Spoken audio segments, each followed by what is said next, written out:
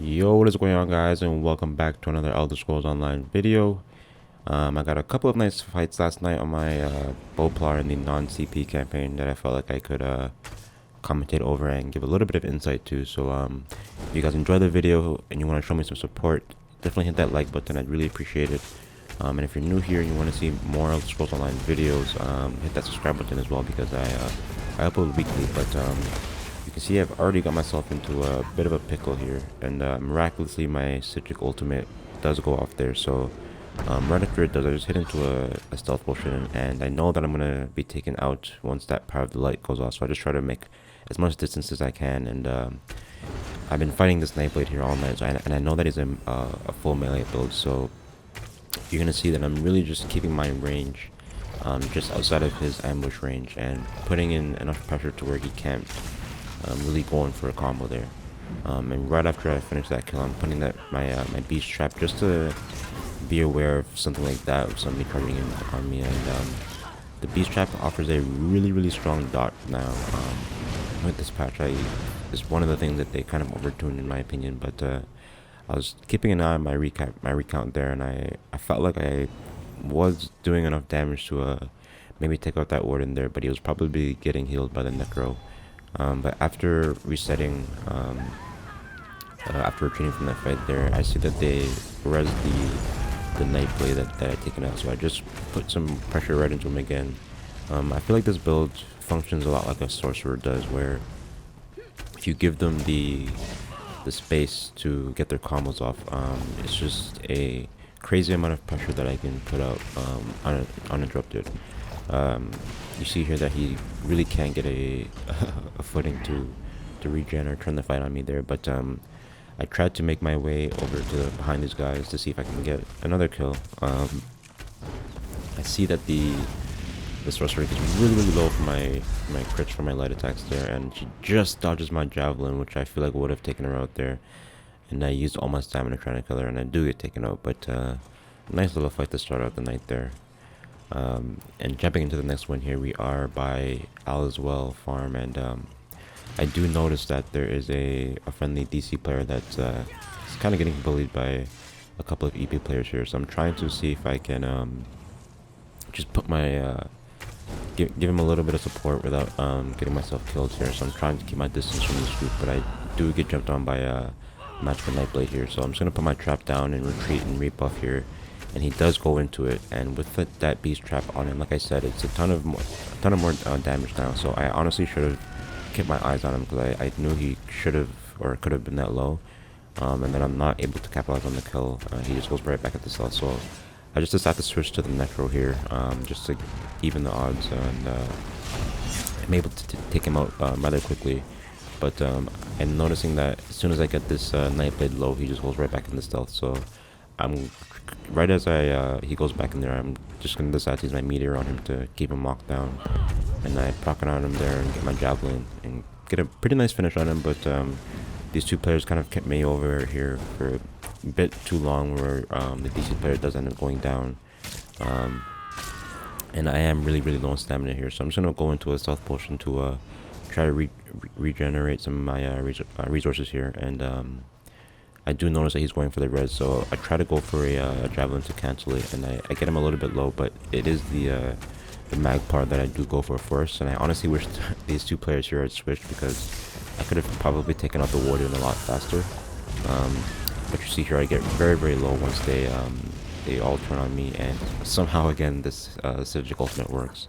But I just missed up to these rocks here to try to reset the fight here and see if I can get one of them into my trap, because it allows me to turn the fight pretty drastically. But some DC players ended up respawning and coming up to the other side to be able to give me some support here. So it's just left to me and the Magpie here, and I catch him off guard with a pretty nice combo into my Vulcan there. It was probably a little bit laggy because it was getting pretty bad at this point in the night, but yeah, we end up just making our way over to Bleakers to see if we can find another fight, and we end up kind of semi-teaming up. I asked this player here if he wants to duo up, but he's him as well as I are kind of getting tired of the lag at this point. But there's a couple of players that are that are at the door of the keep here, and I'm able to give him a little bit more support now that I'm not being cut off from the fight.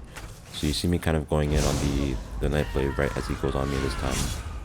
He does retreat, but you see as I put my powerful light on him here, I get a nice series of couple of crits here, and he jumps, and right as I get my javelin off there, I get a really nice combo with the powerful light and the Velton Scoria, where I managed to take him out. And I'm really just trying to see if I can take out these guys that are behind him on him. And you see me going in for the player that goes for the Dawnbreaker there, and he does switch on him as well once I hit my meter on him, but he somehow is able to heal through it. I believe he was getting some kills from the Bowplar here, but I'm stunned and I can't really move here. I'm taking a lot of pressure now, and I believe the DC player is yeah, he does go down here, so I'm just trying to retreat and see if I can reset the fight. And you see me going into my stealth potion again. This thing is such a lifesaver, honestly, on this build. But quite a bit of players that have scurried out of the keep here now, so I'm just gonna try to keep my distance, and I managed to get myself with these two guys here. So I go on the Warden first. I can tell that he's not as tanky, but my burst into him, and we get a really nice finish on him. We get stunned by the streak, and 3 times in a row here my undo goes off. And I tried to turn around to cancel the reds there, but I honestly should have just kept running. I didn't notice how many other EP players had come out of the keep there, and we do go down, but still a nice fight there with Kane nonetheless. But last but not least here, we have a nice kill with Beast Trap into a 1v2 to end the video here. But honestly, Beast Trap is just such an incredibly strong skill this patch. You see me in a 1v2 here against a Necro and a Warden, and I put my Ice Comet into him, but I'm not able to finish it. And you see me put my Beast Trap on the left side of that tree there, and I just hug the tree. I get the Warden into the Beast Trap, and I'm able to keep him in that trap, and it gives me just enough time to get my combo off on that Necro there. I'm just loving the skill, honestly, and I just retreat into Mist right after. I try to jump over that little nook there, but I'm not able to get through it, so I just turn around, and I use my my speed to my advantage, put another Beast Trap in that little doorway there, excuse me, and go right back into my stealth potion. But it's just such a great utility skill for this type of build, especially because it locks people down for just long enough for me to be able to make a quick decision and either get a kill or get out of the fight. It's a very strong dot now this patch, and it also gives me minor force, which gives me a little bit even more crit damage. But yeah, it's just such a fun skill to use. But you see me kind of retreating after I see that he's gone back to his Zerg, and there's a couple of EP players here as well.